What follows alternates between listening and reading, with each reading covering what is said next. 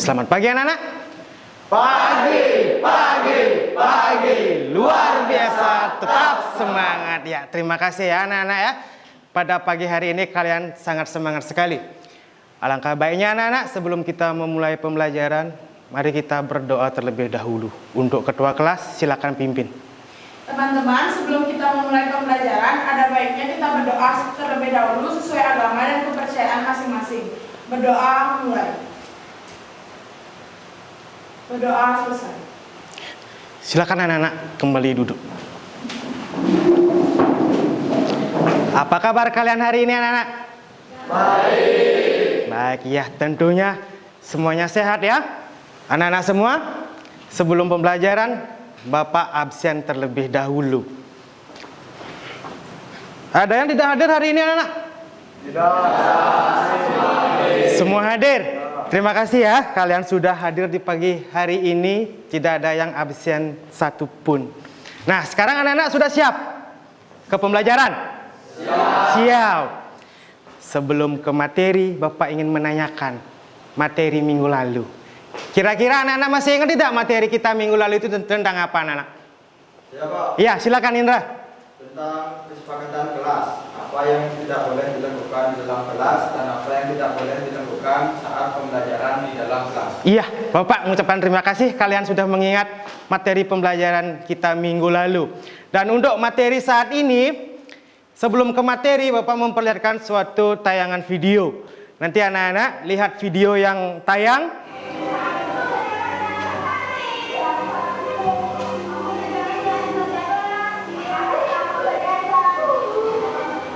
Menjadi korban bullying tentu bukan pengalaman yang menyenangkan. Itu benar-benar dapat menghancurkan mental. Bullying dapat memiliki efek yang sangat merusak pada mental. Nah, baik anak-anak, itulah tayangan video sebelum pembelajaran kita. Kira-kira dari tampilan video itu apa yang anak-anak dapat simak? Saya Pak, Silakan anak. tentang kekerasan di lingkungan sekolah Pak. Tentang kekerasan Di lingkungan sekolah. di lingkungan sekolah. Ada lagi? Bullying yang? Dilakukan oleh beberapa. Iya, bullying yang dilakukan oleh beberapa. Ya, jawaban kalian itu memang benar. Adapun pembelajaran kita hari ini itu adalah bertujuan untuk agar anak-anak dapat memahami bullying itu apa, serta bentuk-bentuk bullying, serta jenis-jenis bullying, dan di mana tempat terjadinya bullying tersebut. Nah, mari sekarang kita lihat ke depan anak-anak. Mari kita kenali tempat terjadinya bullying. Kira-kira di mana saja tempat-tempat bisa terjadinya bullying itu anak-anak? Lagi? Iya, bullying itu terjadi bisa di rumah, bisa di sekolah, bisa di lingkungan masyarakat, bahkan bisa di dunia maya. Bullying itu bisa terjadi di mana-mana. Anak melihat tulisan yang ada di depan? Melihat. Kira-kira siapa yang mau membacanya? Coba angkat tangannya. Silakan, Amel. Definisi bullying.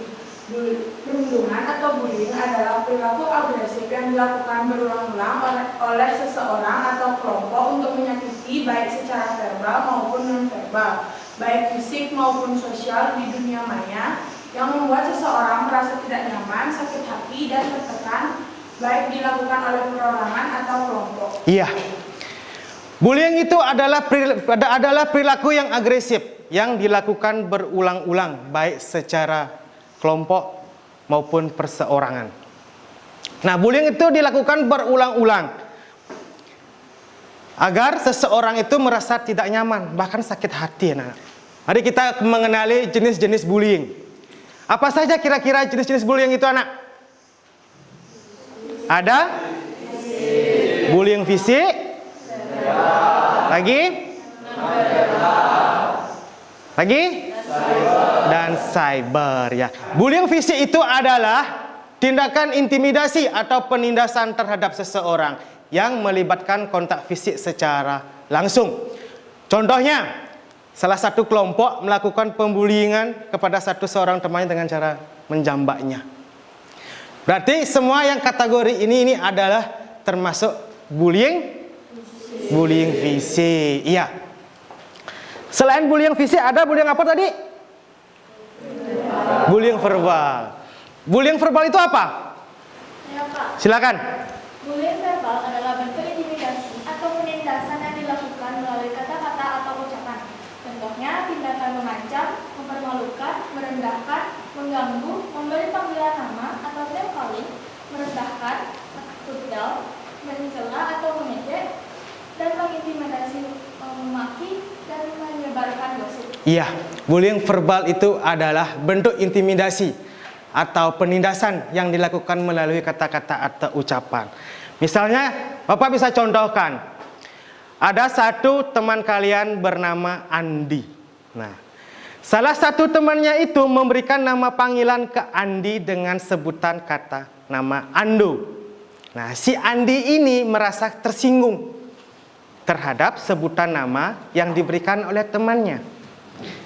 Itu termasuk ke bullying? Iya, itulah salah satu.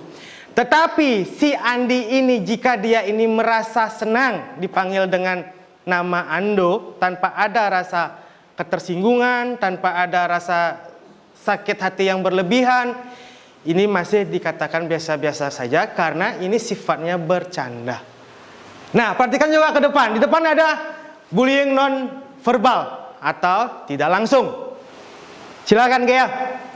Bullying non-verbal adalah bentuk intimidasi atau penindasan yang dilakukan tanpa kata-kata atau fisik secara langsung, tetapi memperlihatkan simbolis atau syarat-syarat yang merendahkan. Iya, bullying non-verbal itu adalah tindakan melihat dengan sinis. Anak-anak pernah nggak merasakan bullying seperti itu? Pernah. Ini bisa kita lihat ya contohnya ya. Seseorang itu datang, tetapi kita menjulurkan lidah ke orang itu dan memberikan ekspresi tangan seperti ini. Berarti itu sudah mencerminkan sikap merendahkan. Sikap merendahkan itu termasuk ke bullying non-verbal. Iya. Non-verbal atau tidak langsung itu juga sama tindakan yang mendiamkan seseorang, memanipulasi persahabatan sehingga menjadi retak, sengaja mengucilkan atau mengabaikan seseorang atau mengirimkan surat kaleng. Anak-anak paham nggak maksudnya tentang mengirimkan surat kaleng? Hah? Tidak. Surat kaleng itu tertuju kepada penerima, tetapi tidak berisi nama pengirimnya. Ternyata isi surat itu kata-kata kasar, bahkan kata-kata yang tidak enak didengar. Otomatis si penerima ini merasa apa? Merasa sakit hati dengan isi surat tersebut. Yang keempat, di sini ada cyberbullying. Cyberbullying itu misalnya apa, Nana? Ada nggak yang bisa memberikan salah satu contoh? Contoh cyberbullying, foto dengan bentuk karikatur lalu ubah di medsos. Di medsos, iya, benar sekali. Mungkin kamu nak bisa nak Rada? Menurut saya yaitu berkomentar yang buruk pada postingan orang lain di medsos. Iya, misalnya memfoto seseorang, lalu kita mengedit foto itu, kita menambahkan orang itu kan tidak ada tanduknya, tetapi kita isiin tanduk. Lalu foto itu kalian unggah ke media sosial. Ketika foto itu dilihat oleh teman kamu yang kamu foto, teman yang itu merasa tersinggung nggak atas apa yang kalian lakukan? Pastinya ya. Berhati-hatilah kita di dalam mengekspos sebuah foto, memberikan komentar-komentar di sebuah pernyataan-pernyataan yang berhubungan dengan media sosial. Berkomentarlah yang sebijak-bijaknya ya Nana ya. Pihak-pihak yang terlibat di dalam bullying. Kira-kira siapa saja nih yang terlibat di dalam bullying anak-anak? Lagi? Lagi? Pembela. Ada korban, ada pelaku, ada pengamat atau saksi. Nah, anak seringkali menjadi korban perundungan atau bullying. Biasanya mengarah pada kondisi anak yang berbeda-beda, baik secara fisik maupun non-fisik. Yaitu, yang pertama ada Anak yang cenderung sulit bersosialisasi yang sering disebut culun. Anak yang cenderung berbeda dengan yang lain, misalnya dari yang keluarga yang sangat kaya, sangat sukses, sangat miskin, bahkan sangat yang terpuruk. Nah, ketika kita berada di dalam situasi tertentu, kita melihat satu orang anak itu diam. Nah, ketika kegiatan sosial itu akan mau berlangsung, anak itu tetap diam. Nah, kita bisa berpikir, pantas enggak kita memberikan sebutan culun ke anak ini? Tidak. Kalau kita memberikan sebutan nama culun, otomatis bisa membuat anak ini menjadi sakit hati, merasa ketersinggungan. Anak-anak yang cenderung berbeda dengan yang lain, misalnya berasal dari keluarga yang sangat kaya raya, sangat sukses, sangat miskin, dan sangat terpuruk. Jangan pernah kita melihat status sosial ekonomi teman-teman kita. Walaupun dia berasal dari keluarga yang miskin, jangan pernah kita menilai dari segi sananya. Apalagi orang yang berlatar belakangnya kaya, jangan kita terlalu memujinya, karena anak ini memiliki potensi untuk balik menjatuhkan kita. Maka dari itu, marilah kita tampil biasa-biasa saja. Paham anak-anak? Paham ya. Masih semangat? Masih. Mana semangatmu? Semangatku. Terima kasih anak-anak ya, masih tetap semangat. Bapak masih lanjutkan ya. Nah, di sini kita kenali pelaku-pelaku. Ciri-ciri pelaku. Ciri-ciri pelaku. Perundungan, bullying cenderung memiliki sikap hiperaktif, impulsif, aktif dalam gerak dan menangis berlebihan, membuat perhatian tidak buruk, menatap, berusaha ingin menguasai orang lain. Ya, anak-anak, kita kenali ciri-ciri pelaku. Perundungan bullying cenderung memiliki sikap hiperaktif, impulsif, aktif dalam gerak dan merengek, menangis berlebihan, menuntut perhatian, tidak patuh, menantang, merusak, bahkan ingin menguasai orang lain. Nah, yang kedua, memiliki temperamen yang sulit dan masalah pada konsentrasi. Yang ketiga, cenderung memiliki fisik yang lebih kuat dibanding yang dominan dari teman-teman sebaya. Cenderung, kenapa cenderung? Karena orang yang berfisik kuat itu memiliki tenaga yang kuat untuk melakukan bullying, baik itu fisik, verbal maupun non-verbal. Dan yang terakhir, memiliki pemikiran bahwa permusuhan adalah sesuatu hal yang baik. Siapa tahu nanti kalian ngobrol dengan teman, terus dengan tidak sengaja dia melontarkan kata. Bagi saya permusuhan itu adalah hal yang baik. Ketika anak-anak mendengarkan itu, berhati-hatilah. Kemungkinan besar anak itu memiliki potensi ciri-ciri menjadi pelaku. Pihak-pihak yang terlibat juga ada tadi yang paling terakhir apa? Saksi. Kenapa saksi? Tanpa adanya saksi, kita tidak akan mengetahui bullying itu ada. Siapa saja pelakunya, siapa saja orangnya. Saksi ini adalah pihak-pihak yang terlibat di dalam bullying. Kalian perhatikan, itu gambar apa? Gambar anak kecil ya? Iya, gambar anak kecil. Sekarang, biar suasananya lebih cair dikit, kita nyanyi ya nak ya? Nah.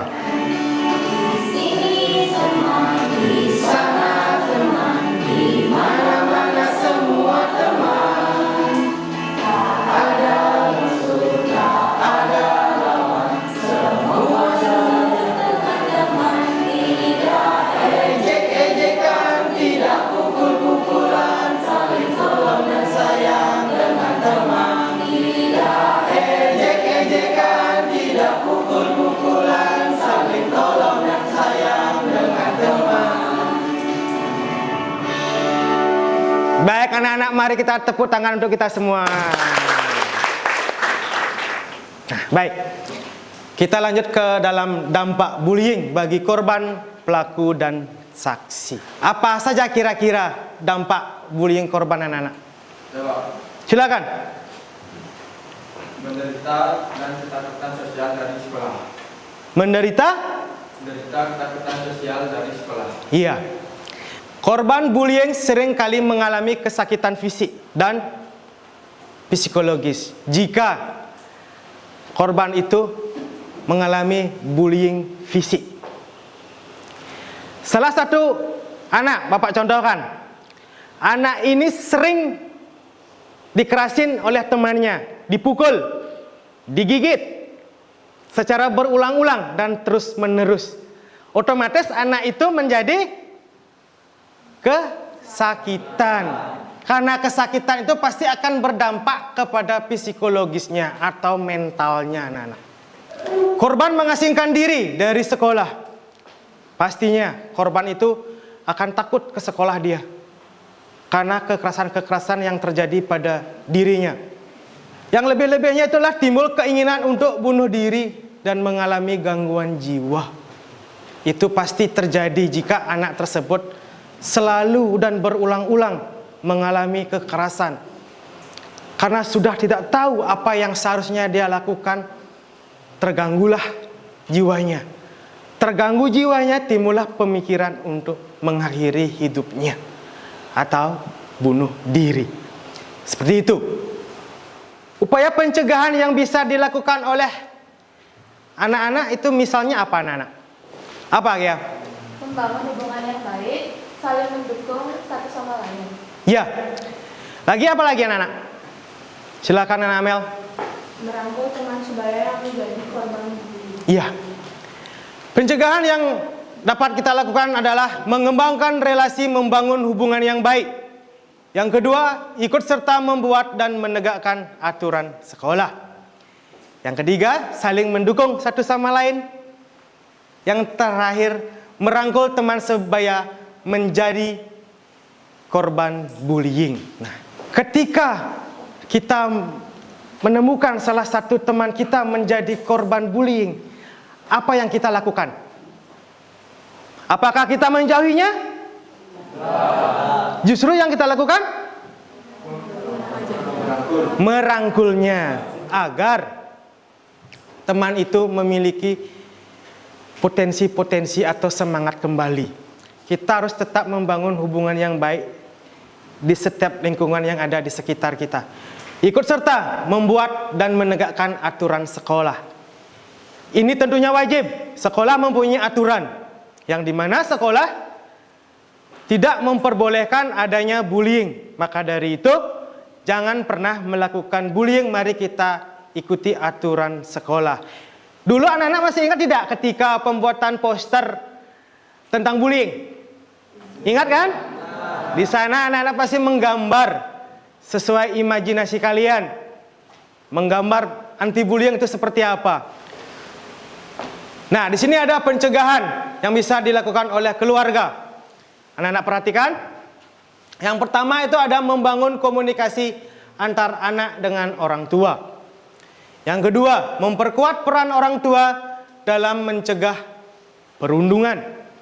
Yang ketiga, menyelaraskan pendisiplinan tanpa merendahkan martabat anak di rumah. Upaya yang bisa dilakukan oleh satuan pendidikan. Yang pertama ada layanan pengaduan kekerasan itu bisa kita lakukan, bisa kita adukan ke guru mata pelajaran, ke wali kelas, bahkan ke guru BK. Itu ada tahap-tahapannya. Tetapi anak-anak bisa melaporkan itu semuanya. Yang kedua, bekerja sama dan berkomunikasi antar siswa, guru, dan orang tua agar bullying itu bisa cepat kita cegah. Yang ketiga, kebijakan anti bullying yang dibuat dengan siswa. Dan yang terakhir, pendidik dan tenaga kependidikan memberi keteladanan dengan berperilaku positif. Paham tidak maksudnya ini? Pendidik dan tenaga kependidikan. Paham tidak? Pendidik ini adalah guru. dan tenaga kependidikan ini adalah staf kita, staf administrasi. Guru dan staf administrasi pun tidak boleh melakukan pembullyingan terhadap peserta didiknya. Paham? Iya. Ada anak-anak yang ingin tanyakan? Semua jelas? Jelas, iya. Baik, kalau sudah jelas, untuk memahami lebih lanjut, Bapak akan memberikan kalian sebuah LKPD. Yang dimana nanti LKPD itu Bapak bagikan, nanti kalian kerjakan per kelompok. Dalam setiap kelompok itu jumlahnya ada 6. Paham? Silakan membagi diri dan berbentuk kelompok. Baik anak-anak, kelompok 1, kelompok 2, kelompok 3, kelompok 4. Nah, anak-anak, di sana anak-anak perhatikan ya. Anak-anak tuliskan nama-nama temannya di sana. Di bawahnya itu ada jawablah pertanyaan di bawah ini. Setelah nanti kalian jawab, nanti kita akan presentasikan. Setiap kelompok mewakili satu orang saja nanti yang akan mempresentasikan. Silakan anak-anak mulai bekerja.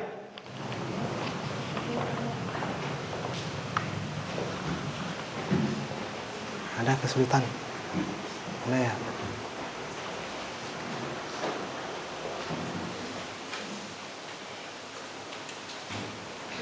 Sudah? Ada kesulitan? Nah, kelompok ini bagaimana? Sudah? Sudah. Ada kesulitan? Tidak. Baik, anak-anak semua ya. Sudah semua selesai? Ada kesulitan dalam pengerjaan? Nah, sekarang Bapak mau setiap kelompok mempresentasikan pekerjaannya. Setiap kelompok mewakili satu orang saja. Bapak tunjuk dari kelompok 1 terlebih dahulu. Om Swastiastu. Om Swastiastu. Saya mewakili kelompok 1. Nama saya Budi Bagus Adriasa dan anggota saya Nilo Made Dita Saniani, IKT Ayu Satya Inasari, IPD Alfred Apriantara, IPD Gede Nareswara, dan IPD Agus Apriana Yasa. Saya akan menjawab pertanyaan dari ketua LKPD ini. Pertanyaan pertama, menurut kamu bahayakah perilaku bullying? Iya. Jawabannya adalah sangatlah berbahaya karena tindakan bullying atau menyakiti perasaan orang lain akan berdampak kepada mental, psikis seorang atau korban bullying itu. Sekian dari saya, terima kasih. Om Santi Santio. Om Santi Santi Santi. Ya, berikan tepuk tangannya anak-anak. Baik, kita lanjutkan ke kelompok 2. Silakan anak-anak yang kelompok 2. Baik, Om Swastiastu. Om Swastiastu. Terima kasih atas waktu yang telah diberikan pada saya. Pada hari ini saya akan menjawab pertanyaan dari kertas LKPD yang telah diberikan. Sebelumnya, perkenalkan nama saya Yusuf Putra Daerah Prasta, selaku perwakilan dari kelompok 2 dan anggota teman-teman saya yaitu Ibu Karisa Putri, Nikoma Elsiana Rosita, Ibu Bagus Vendra Adi Putra, Imadira Widya Setiana Putra. Baik, akan saya bacakan terlebih dahulu pertanyaannya. Adi sering mengejek temannya Cinta dengan mengatakan Cinta gendut dan hitam. Dari cerita tersebut, apakah termasuk pembulian? Jelaskan dari jawabanmu. Baik, saya akan jawab. Dari cerita di atas, yaitu Adi mengejek Cinta dengan sebutan gendut dan hitam, termasuk ke dalam pembulian verbal atau langsung karena pelaku melontarkan kata-kata ke korban. Baik, itu saja jawaban hari ini. Apabila ada salah kata atau kurang kata, mohon dimaafkan. Kami itu menghormati. Om Santi. Berikan tepuk tangannya anak-anak. Selanjutnya kita lanjutkan kepada kelompok 3. Silakan berdiri anak. Om Swastiastu. Om Swastiastu. Saya selaku perwakilan dari kelompok 3, yaitu Ibu Imade Ayu Bunga Maria, Angelina Putri Kristiani, Imade Dina Sulfiani, Imade Indra Kusuma Wardana, dan Imade dari Wijaya. Pada hari ini saya akan menjawab pertanyaan dari LKPD ini. Sebelum itu, pertanyaannya, sebutkan dan jelaskan di mana saja tempat terjadinya bullying. Jawabannya, bullying bisa terjadi pada lingkungan sekolah, rumah, lingkungan masyarakat, bahkan bisa melalui media sosial. Sekian itu jawaban dari kelompok saya. Jika ada kesalahan kata, mohon dimaafkan. Saya tutup dengan terima kasih. Berikan tepuk tangannya anak-anak.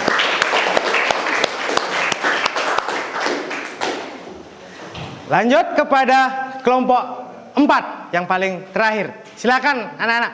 Baik, terima kasih. Saya Gusti Ayu Putu Serika Purnama Dewi akan mewakilkan kelompok 4 yang beranggotakan Putu Ayu Masukta Dewi, Putu Gayatri Rada Dharma Dewi, Gusti Ayu Putu Ratna Wahyuni, Kadek Mutia Ardian Duaja, dan Anak Agung Istri Gayatri Anandini. Jawaban pertanyaannya adalah sebutkan jenis-jenis bullying. Yang pertama, bullying fisik. Contohnya kekerasan kontak fisik langsung atau menyentuh korban. Yang kedua, bullying verbal dengan melontarkan kata-kata yang membuat tersinggung. Yang ketiga, bullying non-verbal dengan menjulurkan lidah dan menampilkan ekspresi wajah yang merendahkan. Sekian dari kelompok kami, terima kasih. Terima kasih anak-anak. Dari presentasi kalian sudah sangat bagus sekali. Berarti anak-anak sudah memahami tentang apa itu bullying ya anak-anak. Bagaimana anak-anak? Ada yang ingin kalian tanyakan? Tidak. Berarti hari ini Bapak simpulkan pertemuan kita tentang materi bullying itu adalah kekerasan yang dilakukan oleh seseorang, baik itu secara individu maupun kelompok. Peserta tidak dapat memahami di mana saja tempat terjadinya bullying itu, dan serta dapat mengetahui apa saja dampak-dampak dari bullying tersebut. Anak-anak masih semangat? Masih. Mana semangatmu? Ya, terima kasih anak-anak semuanya. Nah anak-anak, sekian materi pembelajaran hari ini anak-anak. Bapak ucapkan terima kasih. Semoga materi pembelajaran ini akan kalian ingat dimanapun nanti kalian berada. Maka dari itu, Bapak akan tutup pertemuan hari ini. Dan untuk ketua kelasnya, silakan dipimpin doa. Teman-teman, sebelum kita mengakhiri pembelajaran pada hari ini, ada baiknya kita berdoa sesuai agama dan kepercayaan masing-masing. Berdoa dimulai. Berdoa selesai. Pada sana Nama Santi. Om Santi, Santi, Santi. Selamat pagi anak-anak.